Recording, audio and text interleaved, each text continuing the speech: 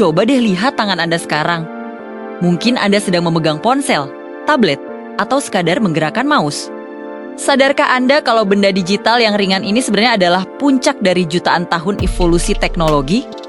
Benda ini bukan lagi sekadar alat, tapi sudah jadi perpanjangan dari diri kita sendiri, perpanjangan dari pikiran kita. Tapi, untuk benar-benar paham kenapa kita begitu bergantung padanya, kita harus mundur jauh ke belakang, kembali ke momen saat alat pertama kali lahir, sebuah batu serpih yang tajam. Inilah kisah luar biasa tentang bagaimana kita, manusia, menaklukkan dunia, bukan dengan cakar atau taring, tapi dengan kecerdasan yang diwujudkan dalam bentuk alat. Jauh sebelum ada listrik, bahkan sebelum kita mengenal roda atau mengendalikan api. Alat pertama yang diciptakan manusia adalah batu. Sebuah kapak genggam, pisau dari batuan obsidian, atau serpihan batu tajam. Ini adalah era di mana alat diciptakan murni untuk satu tujuan, bertahan hidup. Mungkin terdengar sederhana, tapi alat-alat batu inilah yang mengubah nasib spesies kita secara total.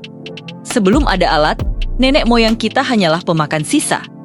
Harus bersaing ketat dengan hewan-hewan lain untuk mendapatkan makanan. Tapi dengan alat batu di tangan, manusia tiba-tiba bisa memotong daging dengan presisi, memecahkan tulang untuk mendapatkan sumsum bergizi tinggi, dan mengolah kulit hewan menjadi pakaian untuk melindungi diri dari cuaca dingin. Alat sederhana ini memberi kita keunggulan adaptif yang tak tertandingi, mengubah kita dari mangsa menjadi pemburu yang dominan. Dampaknya fundamental, alat batu memungkinkan Homo sapiens untuk mulai berkuasa atas alam, bukan lagi dikuasai olehnya. Inilah langkah pertama dari perjalanan panjang kita. Sekitar 10.000 tahun yang lalu, revolusi besar kedua dalam sejarah manusia terjadi. Kali ini bukan karena penemuan material baru yang eksotis, tetapi karena penemuan fungsi baru untuk alat yang sudah ada.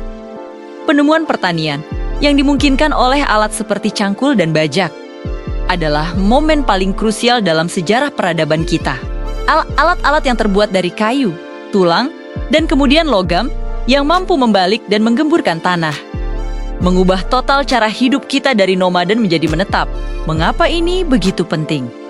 Karena untuk pertama kalinya dalam sejarah, manusia bisa memproduksi makanan dalam jumlah surplus atau berlebih.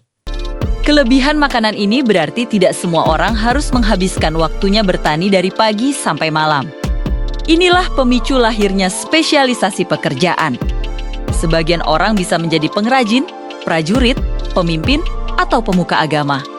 Dari sinilah lahir desa, kota, dan pada akhirnya peradaban kompleks dengan sistem birokrasi, tulisan, hingga konsep kepemilikan lahan. Jadi, alat-alat pertanian tidak hanya memberi kita makan. Mereka membangun fondasi dari seluruh peradaban kita. Setelah ribuan tahun mengandalkan kekuatan otot hewan dan manusia, abad ke-18 membawa revolusi besar ketiga, kekuatan mesin.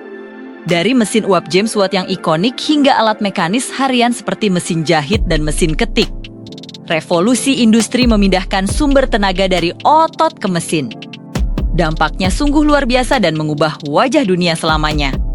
Produksi massal membuat barang-barang yang dulunya dianggap mewah seperti pakaian yang dijahit rapi atau buku yang dicetak, menjadi barang yang bisa diakses oleh hampir semua orang.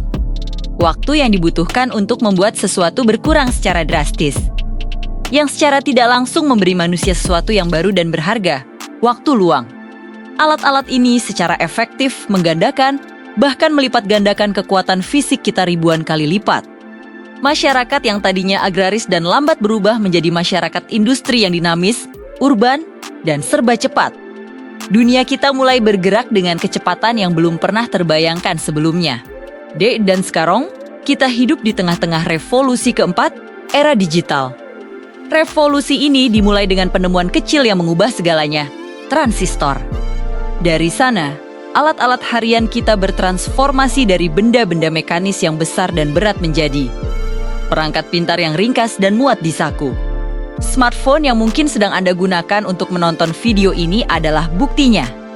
Benda ini adalah perpustakaan terbesar di dunia, kantor pos bank, studio film, album foto, dan ensiklopedia. Semuanya dalam satu genggaman. Dalam era ini, fungsi alat telah bergeser secara fundamental. Alat tidak lagi hanya menggandakan kekuatan fisik kita, tapi mereka memperluas dan menggandakan kemampuan kognitif kita, kemampuan otak kita. Kita sekarang punya akses instan ke hampir semua informasi yang pernah dikumpulkan oleh umat manusia sepanjang sejarah. Ini mengubah total cara kita bersosialisasi, bekerja, belajar, dan bahkan cara kita memandang dunia. Kita menjadi spesies yang super terhubung, namun di sisi lain juga menjadi sangat rentan. Dari 4 revolusi besar ini, ada satu kebenaran yang semakin jelas, kita menjadi semakin bergantung pada alat-alat kita. Dulu, alat batu hanya membantu kita untuk bertahan hidup. Sekarang, alat digital menentukan cara kita hidup. Coba deh, bayangkan 1 hari saja hidup tanpa air yang mengalir dari keran. Yang sebenarnya bekerja karena pompa dan katup, itu semua alat. Bayangkan sehari tanpa kompor untuk memasak, itu juga alat.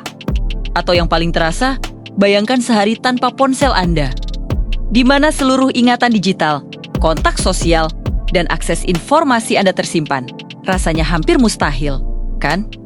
Kita telah menciptakan sebuah gaya hidup di mana kita tidak perlu lagi menghabiskan seluruh waktu. Kita hanya untuk memenuhi kebutuhan dasar. Namun, kemandirian yang kita peroleh dari alam melalui alat justru melahirkan sebuah ketergantungan baru yang total pada ekosistem teknologi yang kita ciptakan sendiri. Tapi ada satu hal yang menarik. Pisau dapur modern yang Anda gunakan hari ini secara fungsional masih sama persis dengan batu tajam yang digenggam manusia purba 2,5 juta tahun yang lalu untuk memotong. Hanya material dan desainnya saja yang berevolusi dari batu serpih menjadi baja tahan karat.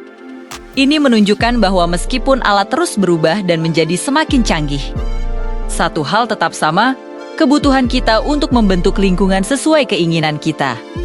Kebutuhan untuk berkreasi, membangun, dan mengatasi tantangan melalui alat akan selalu menjadi esensi sejati dari menjadi manusia.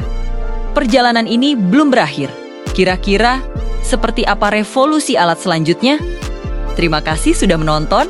Jangan lupa subscribe untuk konten menarik lainnya. Sampai jumpa!